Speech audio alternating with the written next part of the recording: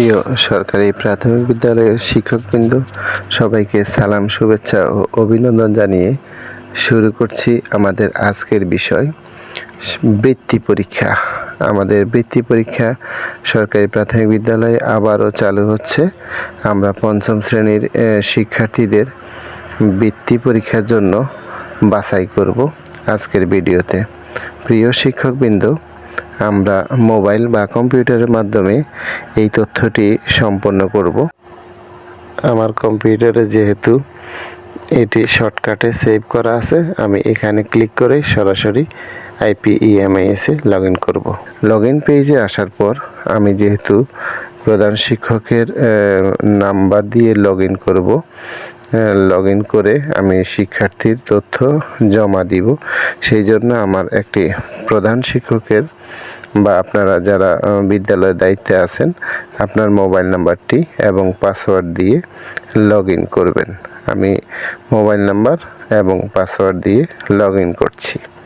প্রিয় শিক্ষকবৃন্দ, log in করার পর এখন আমি চলে এসেছি আমার বিদ্যালয়ের ড্যাশবোর্ড পেজে।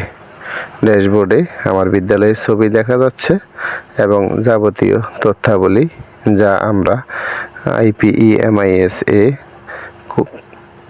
বিভিন্ন সময় কাজ করি এবং অনলাইনে জমা দেই, সকল মেনু বাম পাশে দেখতে পাচ্ছি আমরা। এখানে বাম পাশে যতগুলো সাব মেনু রয়েছে সেখান থেকে আমরা খুঁজে নিব পঞ্চম শ্রেণীর শিক্ষার্থী বাছাই করুন এই পেজটি। এটি আমরা ক্লিক করব, নিচের দিকে যাব, গিয়ে দেখতে পাচ্ছি পঞ্চম শ্রেণীর শিক্ষার্থীর বৃত্তির জন্য শিক্ষার্থী। এটিতে ক্লিক করার পর আমার সামনে চলে এসেছে পরীক্ষার্থী নির্বাচন করার জন্য CRB সিস্টেম থেকে শিক্ষার্থী তথ্য দিয়ে আসা সম্ভব হচ্ছে না।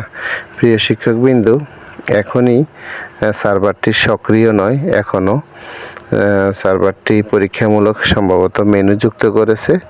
আমরা এখনই দিতে পারছি না আমার বিদ্যালয়ের শিক্ষার্থীর যাদেরকে আমি বৃত্তি পরীক্ষা দেওয়াবো তাদের তালিকাটি।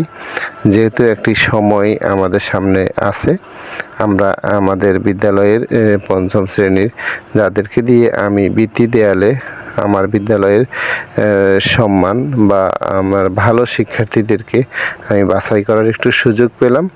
যখন সার্ভারটি সক্রিয় বা কার্যকর থাকবে শিক্ষার্থীর তথ্য দেওয়ার জন্য, আমরা তখন এই তথ্যটি জমা দিব। শিক্ষকবৃন্দ, সার্ভারটি যখন সক্রিয় থাকবে তখন আপনি কিভাবে শিক্ষার্থী পঞ্চম শ্রেণীর বৃত্তির জন্য জমা দিবেন তখন হয়তো আরেকটি ভিডিও নিয়ে আসব।